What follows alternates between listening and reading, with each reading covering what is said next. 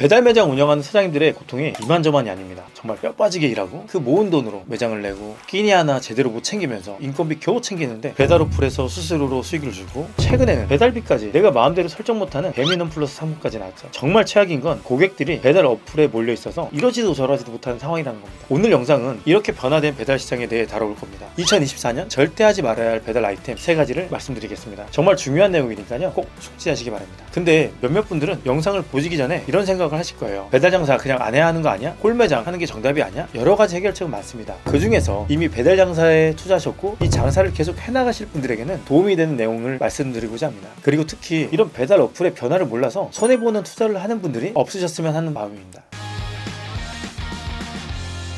2024년 절대로 하지 말아야 할 배달 아이템 3가지입니다. 첫 번째로는 객단가가 낮으면 안 됩니다. 예전에는 깃발 광고만 잘했다면요, 박리담 형태가 가능했었어요. 88,000원짜리 깃발 하나 꽂고 깃발 대비 광고 효율이 최소 30에서 60배까지 올라가는 매장들이 되게 많았었습니다. 깃발만 잘 연구하고 앱 세팅만 굉장히 잘 해놓는다면요. 근데 지금은 배달의 민족이 클릭 광고를 시작하면서 오픈 리스트를 더 활성화시키고, 그리고 이번에 알뜰 배달뿐만 아니라 배민 배달이라는 새로운 광고가 생겼잖아요. 전부 다 수수료 베이스예요. 뭐 2만짜리 팔면 10%씩 나간다고 생각해도 2,000원씩 계속 나가는 거예요. 그러면 객단가가 낮으면요, 팔을수록 정말 제살 깎아먹는 구조가 될 수 있습니다. 그때와 지금의 시장은 너무나 바뀌었습니다. 그래서 객단가가 낮으면 절대 안 됩니다. 객단가가 높은 메뉴를 어떤 식으로 선정해야 될까요? 제가 냉면을 선택한 이유 중에 하나가 뭐였냐면, 면 종류는 사실 원가가 되게 굉장히 좋아요. 음식도 굉장히 빨리 나오고요. 근데 여러분 보세요, 다양하게 면들이 많잖아요. 국수 있을 거고, 우동 있을 거고, 뭐 쫄면도 있을 거고. 근데 여러분들 소비자가 생각하는 이미지 생각해보세요. 냉면이라는 것은 고객 입장에서 되게 비싼 이미지로 들어가 있어요. 최소 뭐 10,000원 이상 되는. 쫄면과 국수 같은 경우는 다 5,000원 이하의 이미지를 갖고 있단 말이에요. 근데 여러분들 원가는 거의 똑같아요. 이런 고객들이 갖고 있는 이미지들의 고급화된 메뉴들이 있거든요. 그런 형태의 메뉴를 찾으셔야 돼요. 같은 면이라도 어떤 게 고객 입장에서는 훨씬 더 비싼 이미지를 갖고 있는지에 대한 아이템을 찾으시는 게 가장 좋습니다. 그러면 자연스레 객단가가 높아질 수밖에 없습니다. 그리고 두 번째는 조리 시간이 절대 길면 안 됩니다. 그 이유가 뭐냐면, 배민원하고 알뜰 배달이 합쳐졌잖아요. 조리 대기 등 이런 것들도 이제 배민에서 컨트롤을 해요. 미리 만들어 놓을 수가 없어요. 내가 만약에 배달이 밀려 있는 상황이 있어요. 기사님들이 밀려 있는 상황에서 계속 쳐나가지 못할 때 주문이 쌓일 거잖아요. 근데 갑자기 동시에 몇 가지가 조리 시작이 떠버렸어요. 그럼 어떻게 하겠어요? 내가 혼자 붙잡고 하는 요리들은 계속 밀릴 수밖에 없어요. 음식이요. 근데 예를 들어 국밥이나 바로바로 떠갈 수 있는 것들 있잖아요. 대량 조리가 가능한 것들, 이런 것들은 바로바로 나갈 수 있기 때문에 문제가 되지 않습니다. 근데 이런 파스타가 됐던 1인분씩 볶는 요리들 있잖아요. 근데 그런 것들은 지금 현재로서는 배달 시장에서는 부적절하다라고 얘기할 수 있죠. 근데 거기서 또 방법을 찾을 수는 있죠. 파스타 같은 경우는 대량으로 삶아 놓은 다음에 1인분씩 포션하고 나오면 빨리 나오면 한 2분, 3분 안에 나올 수가 있는 메뉴가 될 수 있거든요. 대신 문제는 뭐냐, 배달을 이제 저희가 컨트롤 못 하잖아요. 배민에서 컨트롤한단 말이에요. 그 만약 밀려있는 주문을 다 동시에 쳐낸다? 그러면 사람이 필요한 거예요. 그렇기 때문에 사람이 달라붙어서 바로바로 음식을 만들어내는 것들은 아마도 지양해야지 않을까라는 생각을 하고 있습니다. 세 번째, 재고 관리가 어려우면 안 됩니다. 신선식품들이죠. 회가 됐던 샐러드도 그렇고 장기간 보관하기 힘든 것들 있잖아요. 근데 이게 나가지 않았을 때는 매장 사장님들이 이 재고에 대한 부담을 굉장히 떠안고 가야 하는 거거든요. 이런 재고 관리가 안 되는 제품들은 되도록이면 피하시는 게 가장 좋습니다. 하지만 잘 되는 데도 잘 되긴 하죠. 근데 저라면 좀 안전하게 가는 스타일이다 보니까 저도 메뉴 개발할 때 되도록이면 야채나 이런 것들을 많이 안 들어가게끔 만들어요. 야채도 냉동 야채나 이런 것들 이제 쓰게끔 만들죠. 말은 이렇게 했지만 저도 최근에 마라탕을 냈지만 마라탕은 또 쓰게 되더라고요. 회전율이 괜찮으면은 그쵸. 회전율이 좋으면 당연히 신선식품이 가장 좋죠. 고객이 받았을 때도 그 신선제품은 신선한 거 딱 바로 느껴져요. 샐러드 같은 경우도 색깔이 변하지 않은, 씹었을 때 그 아삭한 느낌도 살아있고요. 확실히 신선제품은 회전율이 잘 되는 가게나 가능하고, 되도록이면 신선제품은 많이 사용하지 않는 게 좋습니다. 그러면은 뭐 밑반찬으로 나오는 양배추 샐러드 이런 네네. 것들 돈가스에도 들어가잖아요. 그런 반찬들도 최대한 신선식품을 줄이면서 메뉴 개발을 하시는 거예요.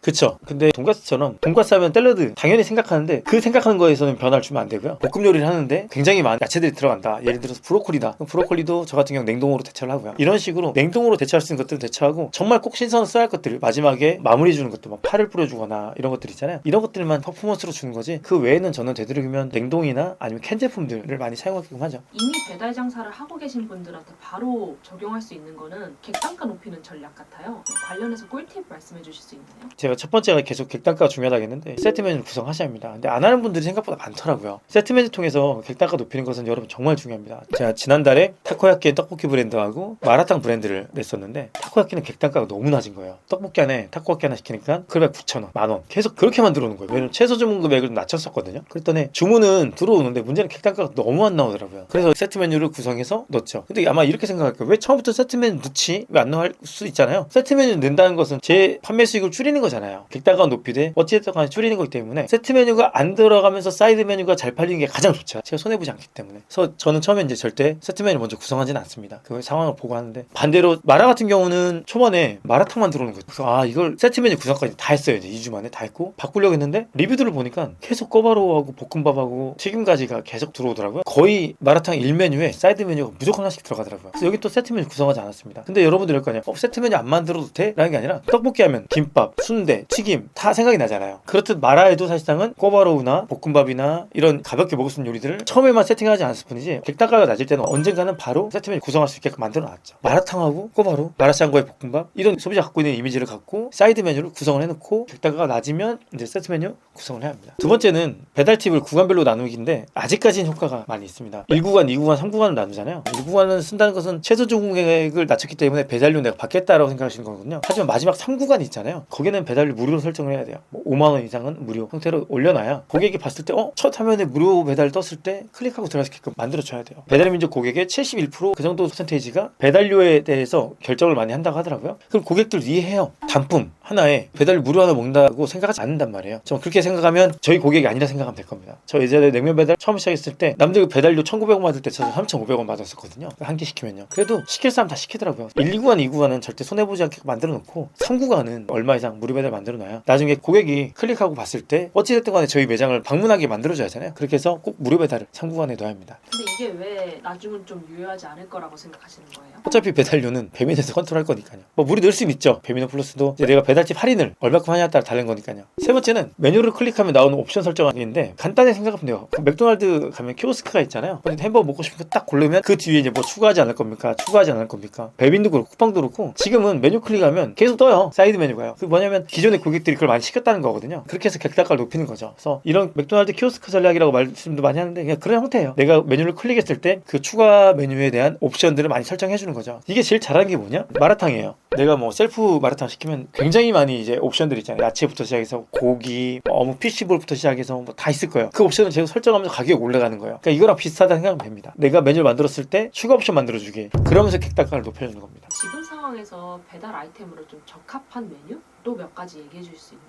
저는 개인적으로는 객단가 높은 고급화를 가는 것 같아요. 제가 2022년 11월 첫째 주에 임사부 짬뽕을 처음 시작을 했어요. 기존에 제가 팔고 있던 메뉴들이 9,500원, 뭐 9,000원, 8,500원 쉽게 나갈 수 있는 메뉴들을 많이 만들었었는데, 클릭 광고가 2022년도에 생겼잖아요. 수수료 베이스로 가기 시작했을 때 저희 회사에서도 반대에 불구하고 짬뽕을 11,000원에 그때부터 시작을 했습니다. 경쟁사 짬뽕 8,500원들 할 때요. 전략은 있었죠. 앞에 삼선이라는 타이틀을 붙였었어요. 일반 해물짬뽕하고 삼선짬뽕이 더 비싸다는 생각 갖고 있잖아요. 그 이미지를 갖고 네임 자체를 삼선짬뽕을 만들었었는데, 이런 형태로 해서 어떻게 보면 고급화를 시키고 있는 거죠. 안 그러면 수수료 베이스로 변화가 된 이후부터는 객단가가 낮으면 수익을 내기가 정말 어렵습니다. 그렇기 때문에 저도 지금 이렇게 변화하는 시장에 발맞춰가지고 계속 변화를 하고 있거든요. 이렇게 고급화가 되지 않는 이상은 객단가 낮은 매장들은 아마 여러분들이 지칠 거예요. 그렇기 때문에 객단가 높은 메뉴를 판매할 수 있는 이런 구조를 만드는 게 좋을 것 같습니다.